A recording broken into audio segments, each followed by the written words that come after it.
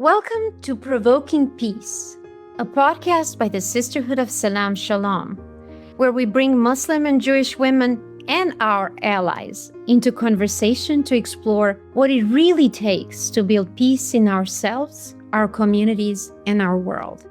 We go beyond the headlines to speak with people who are living this work every day: activists, educators, artists, faith leaders, and more.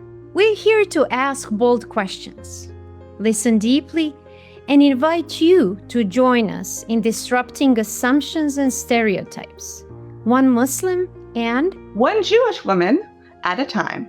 Hi, I'm Tahia Vikalo, a Muslim-American Bosnian woman living in Philadelphia and currently serving as the Executive Director of the Sisterhood of Salam Shalom, and have been engaged with this organization for over 8 years. My passion for deeper understanding of different faith traditions led me to dedicate my personal, academic, and professional life to study and exploration of faith, culture, and human connections and communities. My approach to life? The complexity of human existence and our potential to build or destroy requires constant awareness of the importance of our choice. So choose to build, heal, and benefit the world and all the creation. Hi, everyone. I'm Allison Friedman, a Jewish woman living just outside DC. With 8 years as part of the sisterhood and now on the board, I'm constantly reminded of both the incredible power of women and how much I have to learn. My approach to life? Embrace empathy. In a world brimming with diversity, I believe in celebrating differences rather than merely tolerating them. Today, we have great honor and pleasure of having Julie Cohen and Mo Husseini with us, the filmmakers of a Path Forward documentary. And welcome to our podcast. And it's a pleasure to have you. Thank you so much for having us. So Mo Husseini is a Palestinian-American filmmaker and writer. He co-directed The Path Forward with Julie Cohen, a documentary that amplifies Jewish and Palestinian voices seeking peace amidst the Israeli-Palestinian conflict. Husseini is known for his viral post, 50 Completely True Things, and has been involved in various creative projects that explore themes of identity, culture, and reconciliation. So it's my pleasure to introduce Julie Cohen, who is an acclaimed documentary filmmaker known for her work on films such as RBG, Everybody, and The Path Forward. She identifies as a Jewish American and has a background in law and journalism. Her films often explore themes of justice, resilience, and social change. Cohen has received numerous accolades, including an Academy Award nomination, an Emmy, and a Peabody Award. She's active on social media platforms like Blue Sky as filmmaker Julie, where she shares insights into her work and advocacy. Welcome both. Thank you for having us. So I am going to jump in and share a little bit that the core of our organization's work, is that we really try to build our relationships, our advocacy, our work on creating and sharing personal narratives. We strongly believe that that's the best way to get to know each other and to create that respect and trust. So building on that philosophy that the sisterhood has, I wanted to ask both of you to bring that into our conversation and maybe share your own personal narratives with us a little bit and what led you to this work. Yeah, I mean, my personal story, growing up a Jewish American person in the suburbs of DC, I've worked as a journalist and then got into documentary film kind of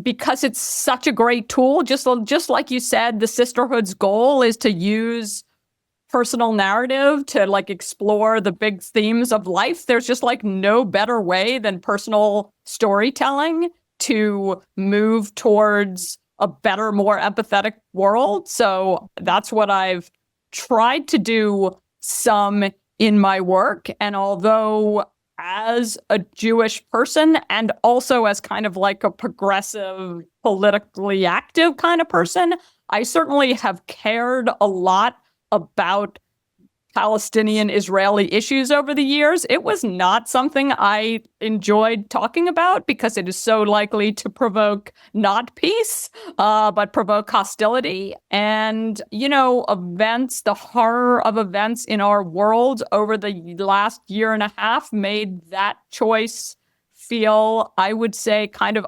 untenable and wrong. Like, how, if like my whole work is trying to bring empathy into conversations that are important, like how would you ignore the subject matter that's probably in need of empathy and lacking empathy so much more than almost any subject, and one that actually does have some personal resonance with me? And that's what led to actually Mo and I starting to talk, and then led to this project.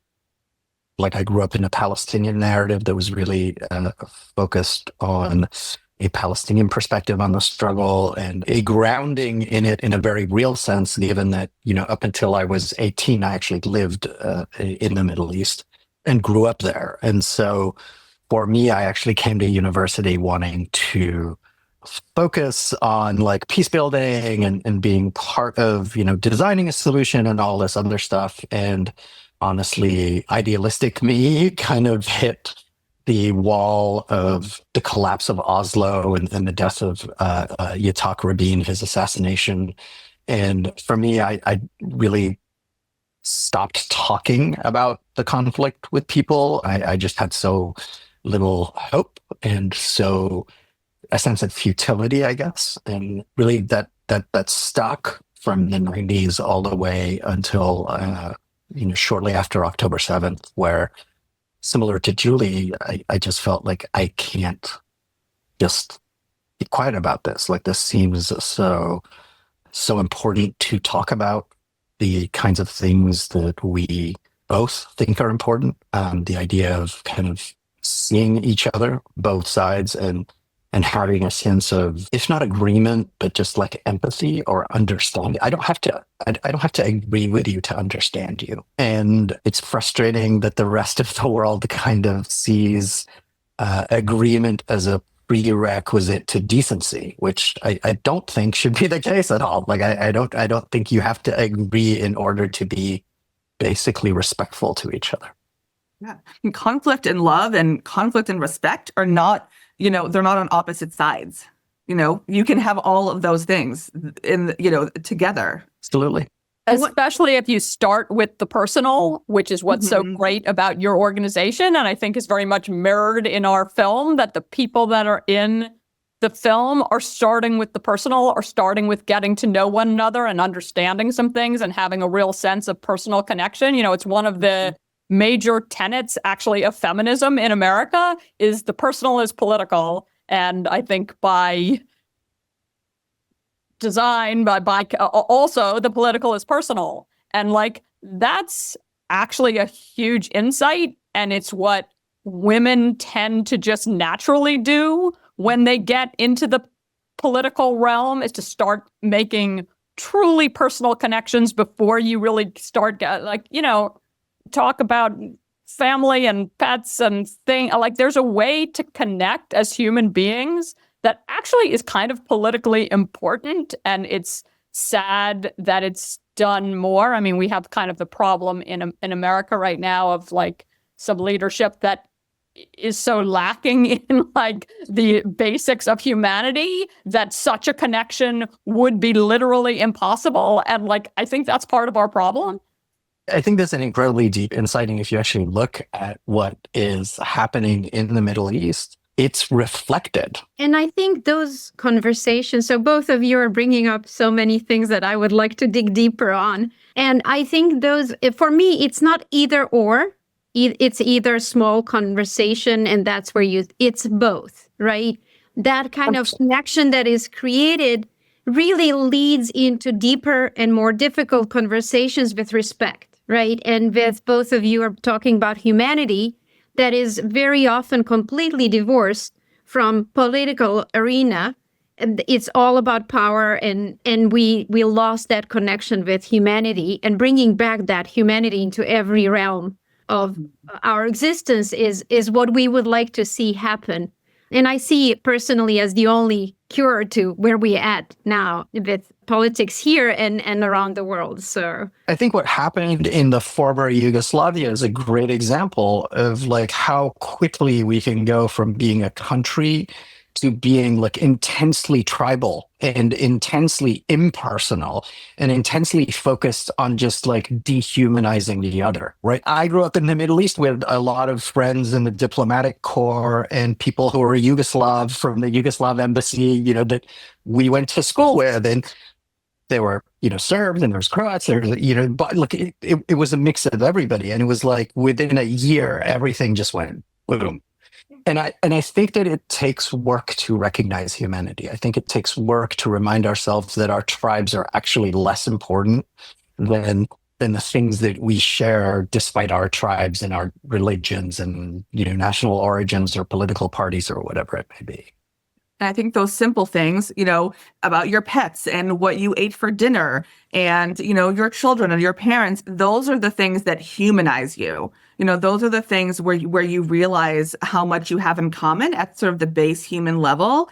And once you make that connection, then it's easier to listen with, you know, without judgment and with respect, you know, once you have that basis, that foundation. Yeah. And there are certain things that can, just as there are things that can give that, there are things that take it away. Aziz Abu Sarah, who is one of the main characters in our film and grew up on the West Bank, makes the pretty interesting point that it wasn't until he was 18 and decided that he would take some Hebrew lessons so that he could advance himself kind of professionally in the region, which was a smart call on his or his parents' part. That was the first time where he met some students and a Hebrew teacher. He said, that was the first time I'd met someone who was Jewish who wasn't either a soldier or a settler, someone, you know, literally occupying my land, and who you know, his experience with those people are like those are people that like smash the windows of my car or are like vandalizing my family's home. So are you going to be able to build a warm relationship talking with pets about pets in those situations? Like, of course you're not. As soon as he met someone as a person and he had this sort of incredible and very compassionate Hebrew teacher, and just like his whole worldview completely changed because he's, you know, both a smart and a lovely human being. He really took that experience to heart and let it change his perspective on how he dealt with other people in a way that comes out extremely clearly in everything he does and in our film. Amidar, who is one of the people that we interviewed in our film, has this line where he talks about, you know, the idea that the worth of a single dead child is in any way a function of that child's nationality or religion or origin is, you know, it's horrible. Like that's not a way any of us should be. I think you lose a part of your humanity when you diminish the humanity of other people. And that's, I think, what both of us have been advocating against, and both of us have been kind of focused on with the film, and that's, I think, what both of us have been advocating against, pairs of people who are focused on actually recognizing and elevating each other's humanity. Well, I think that's actually a perfect segue, because I think that, you know, that there are people that may listen to this podcast that won't have had an opportunity to see the film yet. And so I was hoping that you could kind of give an overview of listen to this podcast that won't have had an opportunity to see the film yet. And so I was hoping that you could kind of give an overview of the film to give the rest of the conversation a little bit, you know, more context. Sure. So basically, our film looks at three different pairs of Palestinian and Israeli Jewish duos that basically are going around the world. Most of the film takes place in the US or Western Europe, kind of talking about, as the title says, like the path forward, like talking about their own narratives a fair amount, talking about connection. We sort of discovered when we started looking after the horrible period of October 7th and then the war in Gaza that followed, like when you start listening to voices talking about this, whether it's on your nightly news or cable shows or social media, or sometimes even among like friends and acquaintances at the dinner table, like the tenor of the conversation was so crushingly unhelpful that's what led both Mo and I, kind of like in our personal lives, and also as it turned out in our filmmaking, like to look for the question of like, actually, are there more useful, helpful voices out there? And what we were shocked to find is that there are so many of them. Like it's not like, which is why, even though our film is a short 40-minute film, we actually have a lot of people in it because we wanted you to see these people are not anomalous. There are plenty of people who see one another as human beings and want to publicly be associated with that worldview. And those are, we chose just some of them, some of the ones who are most eloquent and who happen to be going on speaking tours. And we're like, let's just film this, put it together, have some interviews that let you understand what their backstories are. I think the object lesson of our film, in a lot of ways, is if you look at, I think this is true to some extent of everybody we profile, but it is deeply and particularly true of Aziz and Maoz, who are dealing with almost unimaginable loss. I mean, truly, right? Like Aziz's brother, whom he idolized growing up, like this was his hero, is beaten up so severely in an Israeli jail that he basically is released for medical reasons and dies outside of jail, right? And so not technically killed in jail, but everybody can do math. And then on the flip side, you have Maoz, who's, his last contact with his parents was at like 7 in the morning or something like that on October 7th, where his dad says we're going into the safe house. And that's the last time he talked to them. I mean, his parents were brutally murdered on October 7th. And for us, the idea that two people who have, by every rational standard, like if you look at Maoz or you look at Aziz, it would be very easy for us to go like, oh, I understand why he's so right-wing and anti-Arab. I mean, his parents were killed on, and vice versa for Aziz, right? Oh, I understand why he's so anti-Israeli or whatever. It would be so easy, and they would have every humane excuse in the world to be these like completely rigid and very extreme people on the issue. And yet what you have is people who, despite loss that would break me, I mean, it would absolutely break me to live through the kinds of losses that they have lived through. Despite that, they find a way to sit with each other, and not just sit with each other, but become legitimately friends. I mean, Julie and I have had the honor of spending a lot of time with these guys. It's not fake. Like it's not some shtick that they're doing for the stage. Like they're lovely human beings and they care deeply about each other. And that has only happened, I think, partially because of their loss, but also partially because they have seen each other and acknowledged each other and been there for each other to both acknowledge the loss and help repair it in ways that don't have anything to do with the politics or the issues, just as human beings of like, dude, I get it. Right. The loss actually gives them something in common. You could certainly respond a very different way, but it like in some ways they have a personal connection beyond what a lot of us could understand. And that's actually a theory behind, there's a whole organization, the Parents Circle, that are people who are bereaved, who've lost children or other family members in the conflict. And, I don't want to be so naive as to claim that people who lose a family member in the conflict like necessarily gravitate to each other and are loving and touchy-feely and want to make peace. That isn't the most common response, but it's also not a rare response. It is something that actually happens to scores of people. Like these organizations are not tiny. Like there's a fair number of people whose reaction when they have the worst happen to them is like, you know what? doesn't there need to be another way? Like, Look, I think acknowledgement is a secret weapon. mhm. And the reason I say that is that people who have suffered often like know that you can't fix it.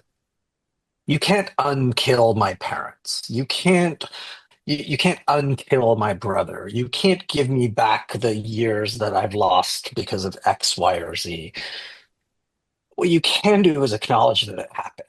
And Yeah. to acknowledge that it happened without adding a but or well, or like in some way try to either minimize it or pull back from it, or it drives me crazy when I hear people make the but statements. It's like, well, this thing that happened to the Palestinians, it's really bad, but and now I'm going to say something terrible, and vice versa. Oh, well, the Israelis, I feel really bad about 10/7, but, and now there's like, a pile of other things that I'm going to do. Like, no one wants to deal with the but. Like, how can, we can get to the issues dealt with in the but without making it a but. We can say, this thing that happened to you is awful. End of sentence, end of conversation. I don't need to like contextualize it or apologize for it or make it better. We can acknowledge it, and now we can move on to other things.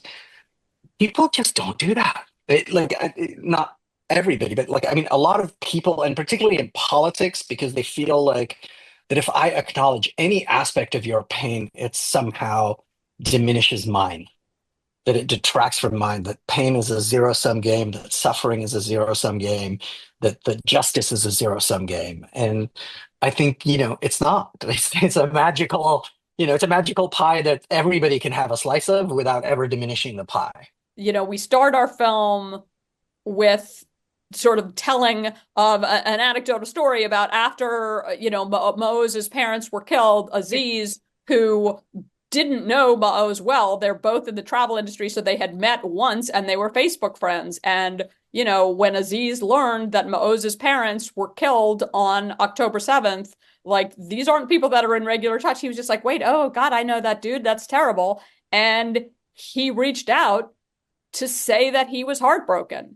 And like hearing him, that small, beautiful act of grace, hearing that he did that and hearing how much it meant to Maoz just totally, to me, just like completely opens up like not only my heart, but like really opens up my thinking about like a lot of it. Just sets a tone that really has an impact on how one thinks about things. And I would say that I would, later in the film, Aziz on a stage is kind of giving a little bit of a taste of like how harrowing and painful it was to grow up under occupation.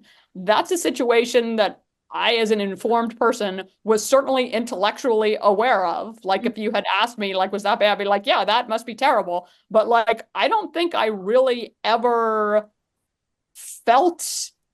really allowed myself to feel how bad that is and what it must be like until I had heard it from Aziz, because I understand who Aziz is. Like, in some ways, maybe it doesn't speak so well of me, but that's just like part of human nature. Like Human. what makes me feel Yeah. compassionate to Aziz is like feeling a connection to him that is based on understanding the compassionate and also sort of maybe separately like hilarious person that he is. Like, you sort of know the person, you're like, wait, so I think that is sort of the magic of what the people in our film are doing. I'm a survivor of Siege of Sarajevo. So usually when I was talking about healing, it is, you have different reactions to what happened to you in life. And that also came through your film. These people chose a different path. These people chose their deepest, most difficult experiences to extend that hand that you were talking about and provide that sort of hopeful glimpse into into human the grandiosity of human nature, right? That can be. So that's what I've been really getting from your film, and it was very, very inspiring. And I know it really speaks for a lot of people who have gone through conflicts in not just Israel Palestine. It's funny when the campus protests were going on, like I guess in kind of late spring of last year, I ended up on a Jewish spirituality call where Rabbi Josh Fagelson was interviewing Rabbi Sharon Brous. And there was a lovely thing that she said that just stuck with me. And she was talking about the need to distinguish between the idea of safety Mhm.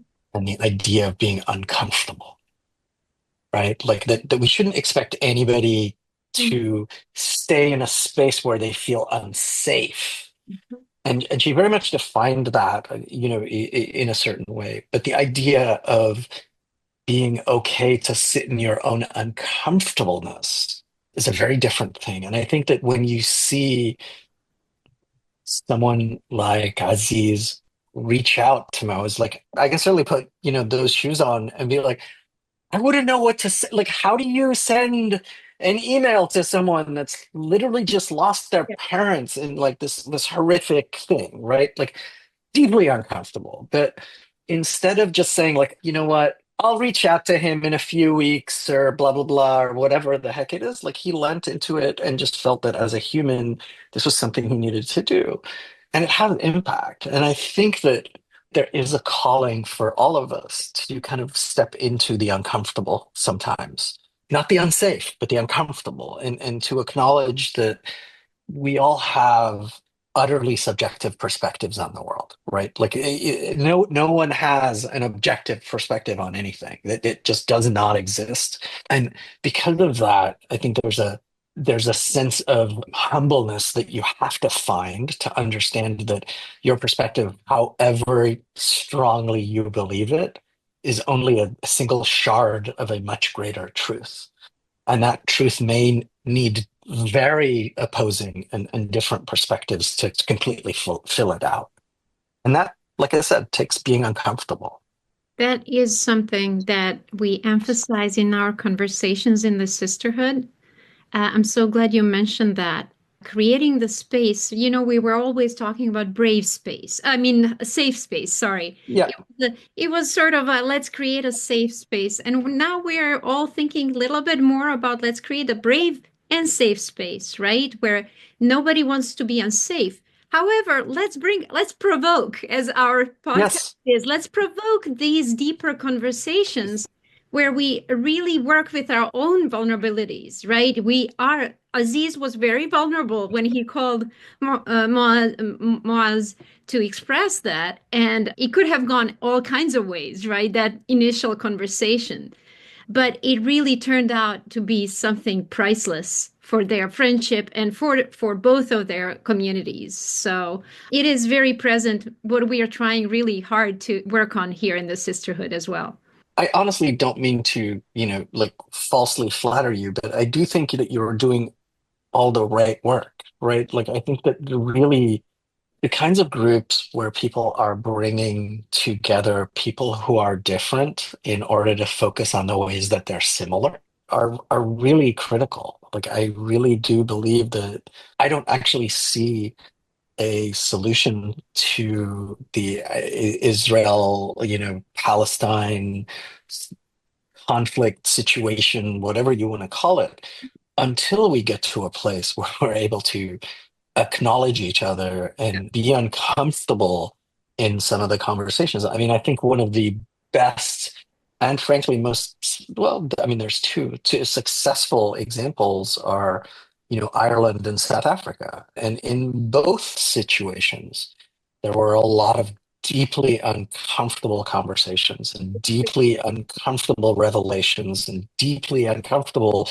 things that people on both sides had to step up and say, yeah, I did bad things, but that's the way to move forward. Yeah, and true reckonings in a way that's actually at this stage, I feel like, Mo, almost impossible to imagine happening.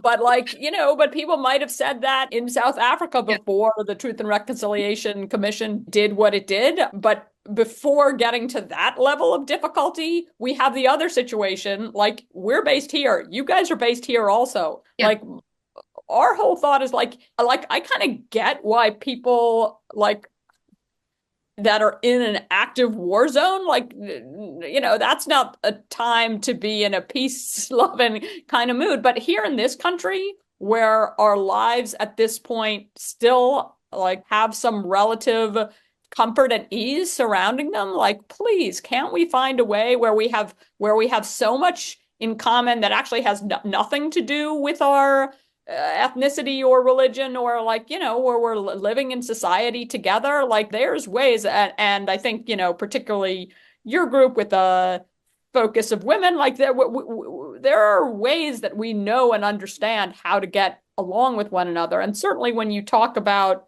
I don't know if funny is quite the right word, but like a thing that always feels worth noting to me is the societal vibe of a Jewish American, along with, you know, contrasted from a Muslim American or Christian Arab American, or like there's a lot more sort of cultural and personality similarity among our peoples, if you want to contrast to the larger like Protestant majority. Like what shock, and you know, I mean, I know your group is a little bit broader, but like if you want to get specific, like Mo is not the first Palestinian American friend of mine. I have some Palestinian American friends, although talking about the conflict is complicated and difficult, and in some cases not something that we've done. But like there's a familiarity. Like leave aside the tricky stuff. Like Palestinian Americans and Jewish Americans are so freaking similar in everything about their way they behave, and like the way that their mothers like loom over their lives, and some things having to do with food, and like the way, you know, the like incessant, and sometimes when you're in the younger generation, painful, like pressure to be educated. Like there's just like actually a ton. Oh yeah. There is a ton of similarity between our peoples, which may have something to do with why it's hard to get along sometimes. Like, are we the easiest people in the world? Like, maybe not. But like, are we also like the hilariously, and like there's just like a lot of similarity. Yeah, absolutely. Oh, sorry, Mo. I just wanted to jump in with saying what is important is, you know, even looking historically at Muslim and Jewish communities around the world, right?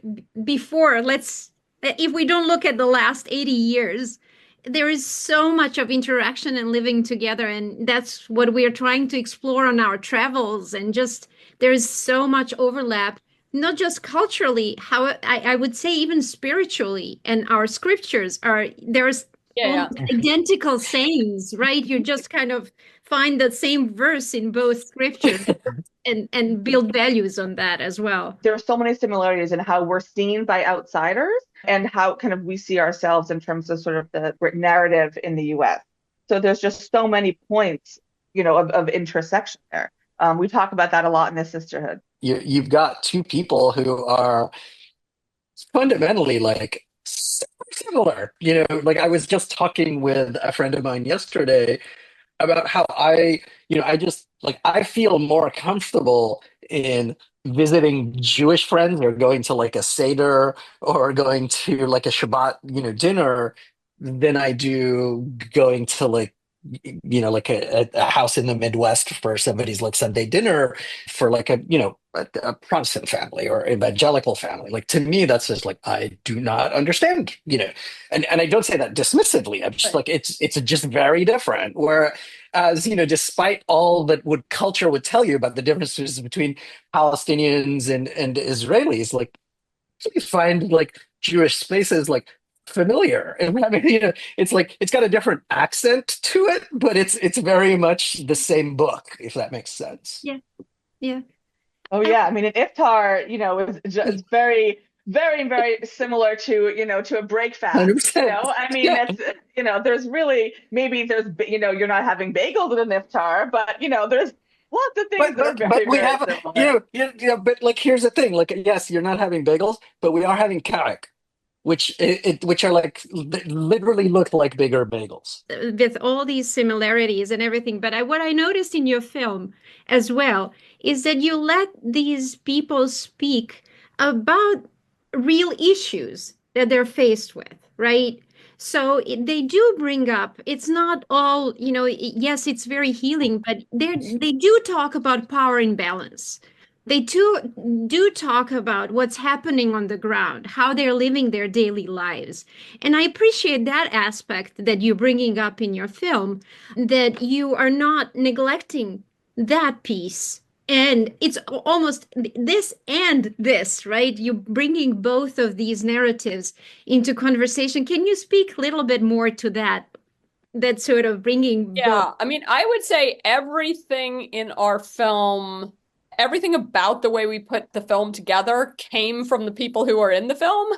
Like, they inspired the film, and their way of addressing the conflict is the vocabulary and style of the film. And in terms of the point that the film makes about the imbalance of suffering and about, sort of by definition, I mean, I hate to sort of put it in the American political terminology of things, but about the privilege of the Israeli Jewish half of the story, that the emphasis on that really came from the people in the film who raised it in interviews, and particularly both Sally Abed, the Palestinian now political figure in Israel, who's now a city council member, and Riman Barakat, really both wanted to make that point, especially I think when they're talking to Westerners, like talking to people in the US, like, you've got to understand, they have a really good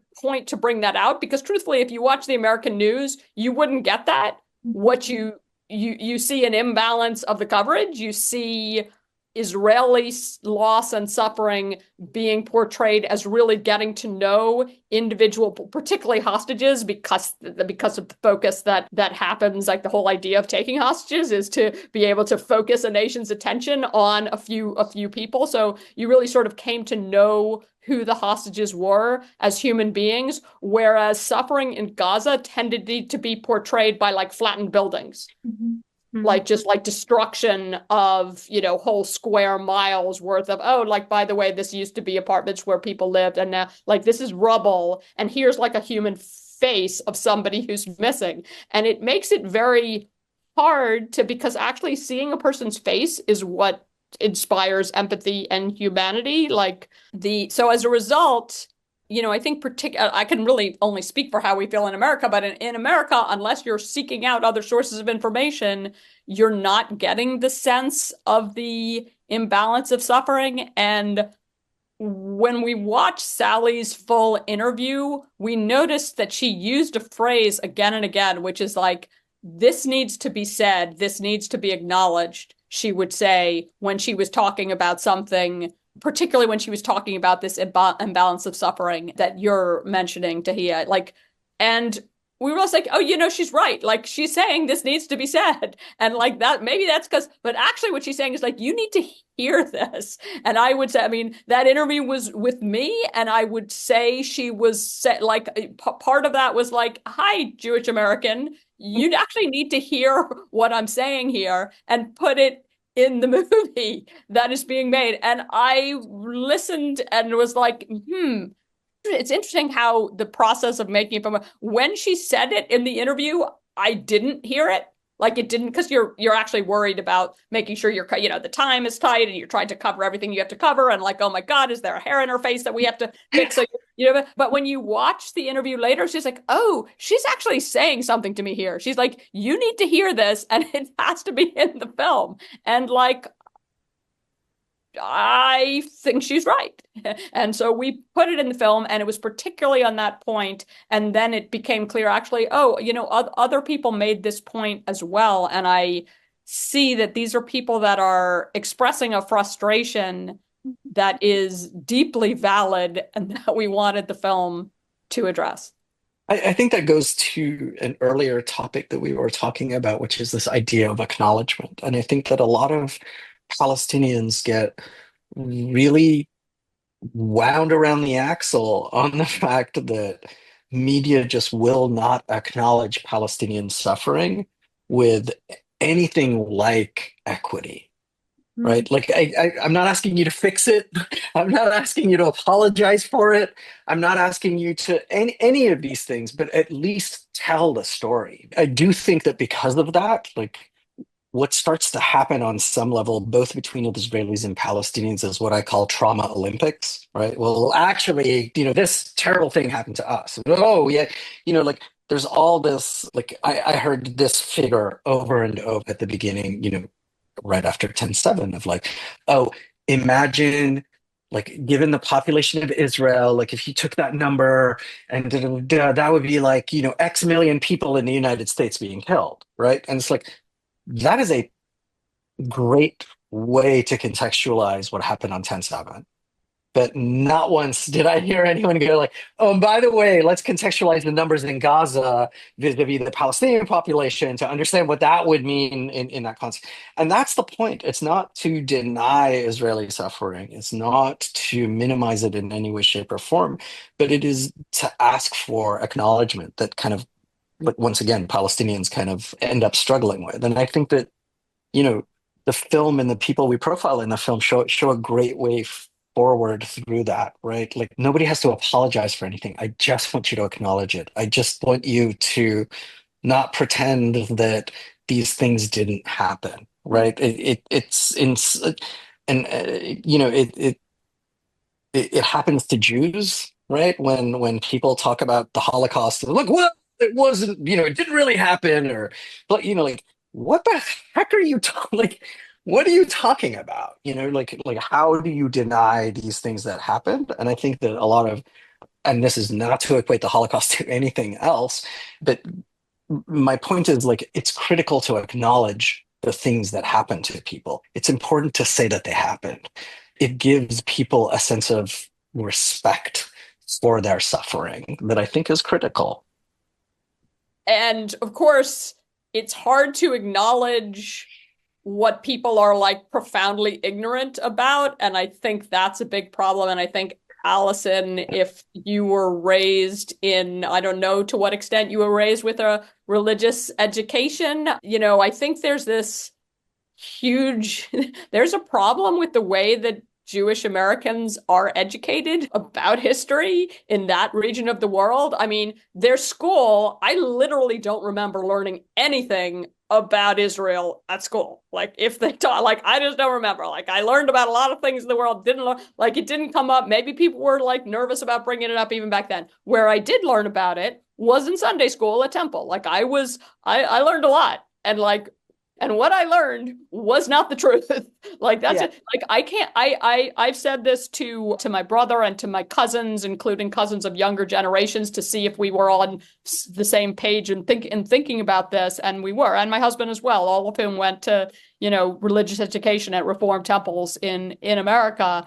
I really can't think of any area in my education where I was so misinformed and frankly lied to about the history as in what Sunday school taught. Like, I don't remember anyone really, like, there was a desert. That's what I was told. I was told there was a desert, and we made it bloom with like our nice kibbutzes and all that stuff. Like, I don't remember, like, I didn't learn anything about any Nakba until like way into adulthood. And that was because I was sort of paying attention to politics, and like it just was, it's not that like erasure isn't even the right word, because like something like pencil has to be on paper before you erase it. It was like Mo, like I see you there, you're right there, like you were not there, like that's and like you could get even creepier about it and say that there actually is some politics behind that also, because there was an active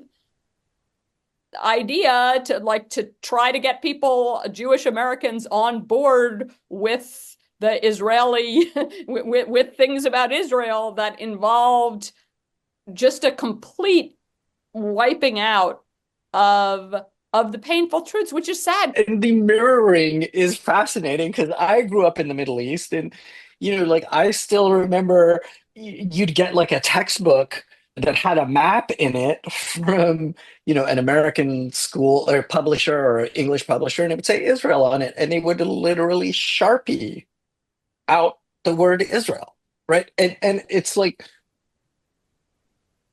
what did you achieve with? Like, exactly nothing. You achieved nothing.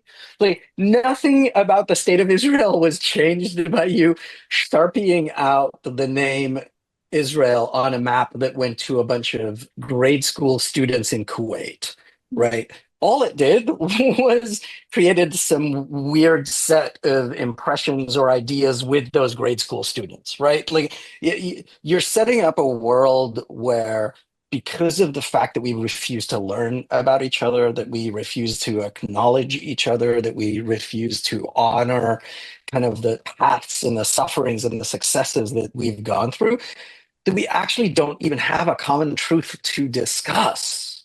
Like, I've seen conversations between people who are less than open, let me put it that way, on both sides, but, Palestinians and Israelis who like come to it, and you realize that they literally do not see the same world. They do not see the same situation at all. Like, the situations that they are both looking at, there are almost no similarities, So it is interesting. Yeah, sorry, Mo. I think that's very interesting that you're saying that. And it is what I hear from Israelis and Palestinians, people, the same people you filmed for this film, is they have much more of a deeper perspective and openness, these people, and they understand deeper how much their lives are intertwined. And I heard in your film over and over again, nobody's going anywhere, right? It is mentioned 100%. with almost every single person mentioned it almost, right? But also continually in my conversations online is magical thinking, right? It's this idea that, like, some combination of things that Palestinians do are going to make, Israelis like wake up on Tuesday and go like, you know what? Just kidding. Like, this is like, we're out of here. Like, you guys can have it all, and we're just going to go. And the same thing is true on the other side. Like, well, if we do some magical combination of things to the Palestinians, they're just going to go like, you know what? Like, yeah, we tried, and yeah, it didn't work. So I'm going to go to Jordan and become Jordanian, or become Egyptian or whatever. Like, it's fundamentally like magical thinking. To me, it's just as powerful as hoping that Santa, leads one of his reindeer for you to find on Christmas morning. It's just not going to happen. And we spend so much time on both sides indulging in that magical thinking. I have heard so many Palestinians and so many Israelis like come to a place where it's like, okay, great, what's the solution? And they'll lay out the steps of the solution. And at some point there's like a piece of magical, Deus ex machina thing that happens, and then all of a sudden, yeah, all the Jews are going to go back to Europe, or all the Arabs are going to leave and go to another country. Like, nobody's leaving. We have three options: the Israelis kill every single Palestinian, and I mean every single Palestinian, or the Palestinians kill every single Israeli, and I mean every single Israeli, or we figure out how to live together. And the argument that I would make is that unless you are a psychopath in a clinical sense, the first two options are not real options, right? We're just going to have to figure out, we're going to have to muddle our way to living together. We're going to have to muddle our way to giving each other the grace to have some sense of security, to have some sense of independence, to have some sense of freedom for each other. A great line which has been used by political activists throughout time. Martin Luther King loved to say it. I believe it actually comes from Emma Lazarus, who the historic Jewish American woman who wrote the poem on the Statue of Liberty, like, which is like, until all of us are free, there ain't none of us, like, none of us are free. And like, our people in our film make that point again and again, that our fates are actually tied to each other in a way that's deep and not bad. Like, that's actually, no, it's good to have your fate tied to people with whom there has been like the shared fate is actually good. That's actually what gives the path forward. But like, I don't know. Are we going to see that?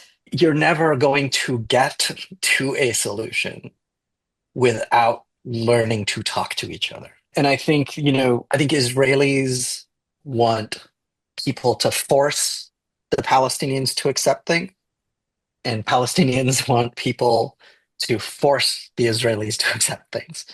And the reality is that nobody's forcing anybody to do anything. Like these are people who have to come to the table and figure it out for themselves. Like when I'm asked, for example, what do you think the solution is or whatever, my response is very clear. I'm American. I have a connection to that country, but like I'm not going to write checks that other people need to cash. Right. So I have desires for what a solution delivers, and that is peace and security for everybody from the river to the sea. And I don't mean in any country. Like everybody from the river to the sea should be free and happy and safe and have a way to have a fruitful and meaningful life. Israelis, Arabs, Jews, everybody, Palestinians. It doesn't matter to me what the details of that are, because I think that the people who have to decide on the details of that are the people who have to live that and engage with it on a daily basis. I think the argument we're making is that you're never going to get to that acceptance of each other unless you start acknowledging each other and seeing each other and following the examples that, yes, 6 people in our film, but also thousands of other Palestinians and Israelis working together and engaging in any number of peace efforts and community efforts. It's such a treat speaking with both of you, really, and learning from both of you. I want to say that yes, it's people that you presented in this film that they told their stories, but knowing how films work through your editing and through you told your stories and your message and so I appreciate your bravery and your commitment to bring that message to us here, right? Because it could have been a whole different way of editing these stories that people shared. Yet what you did is really gave them a very strong voice and brought up some very, very important issues for us to hear and think about. I wanted to just ask you quickly if there is one sort of from your experience or us here in the US, and many of our members and sisterhood members are here in the US. What is our role here? What would you say is on us here to be doing I know people there will be deciding, but what is our role in all this? Yeah, I would say don't be overwhelmed by the hugeness of the problem and the trauma and the conflict. Like a small step is a small step. Gathering with like-minded people and talking about the need even for a path forward and the idea that acknowledging of our shared humanity is in and of itself worthwhile and is like forming communities that believe in provoking peace. It is not nothing. Like it's not like I don't know. Is there a Palestinian equivalent for the phrase "it's not chopped liver"? I will give the Jewish thing is like doing like a little piece of work for provoking peace and like joining and hugging and sharing a meal and breaking bread and talking like that. Like my Jewish side, I'll leave the Palestinian messaging to Mo. The Jewish messaging is that ain't chopped liver. There you go. I guess I'll say this. There's a great line that I've heard both Maoz and Aziz deliver both times, and it's separately. And the line is, I can forgive the failures of the past, and I can forgive the failures of the present. But what I can't forgive is the failures of the future. And what they both mean by that is that in a lot of ways, there's a lot of people who are just kind of resigned. Like, and you see this particularly from non-Israeli, non-Palestinian people, where it's, ends up being some version of, it's like messed up over there. You're never going to solve it. Like, whatever. And then, another person in the film, Sally Abed, has this line in there where she says, cynicism is a privilege. Like when you're being cynical about this thing, like, yes, you can be cynical about it, but this is my life. This is my parents' life. This is where I live. This is what I have to deal with on a daily basis. I don't have the privilege of that cynicism. I've got to find a way through it. And so I think, if I could give people a message for what to do if you're here and not, quote unquote, part of it, resist the urge to see things in black and white and understand that there are very, sure, there are villains, but the vast majority of people in this are not villains. The vast majority of people in this math are regular people who just want to get on with their lives. And I think that that is true for Israelis. I think that is true for Palestinians. And helping people who are in trauma. And I think that that is true for Israelis. And I think that that is true for Palestinians. I think both people are in trauma. Helping people in trauma process that trauma and get to a better place is kind of the job for all of us. It's resisting the shorthand, resisting the black and white, resisting the stereotypes on both sides, and moving to just, we can get to peace if we can at least get to sitting down and acknowledging each other. Like there's an order of operations. Amen. Thank you so much. Thank you so much for being here, for talking with us, for answering our questions, for sharing your incredible film with these. I feel like we see so much polarization on the news, and it's just coming at us from all sides, this sort of tribalism and polarization. And your film shows a different path, that you don't have to fall into those. It doesn't have to be that dichotomy. You can do something different. And your film just illustrates that so beautifully. And that it can start with just a simple conversation, a simple, I hear you, I see you. It was really meaningful and powerful. Thank you so much.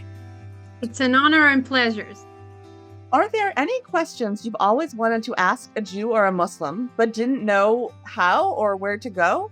Ask us at podcast@sosspeace.org. We don't speak for everyone in our communities, but we're happy to give you answers from our own perspectives. And to learn more about the sisterhood, subscribe to the newsletter on our website, sosspeace.org.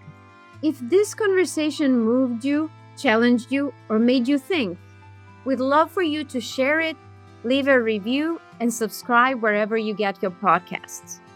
The opinions of speakers and hosts do not always reflect official positions of the sisterhood. All rights to video and audio content belong to the sisterhood. Until next time, keep listening, Keep learning, and keep provoking peace.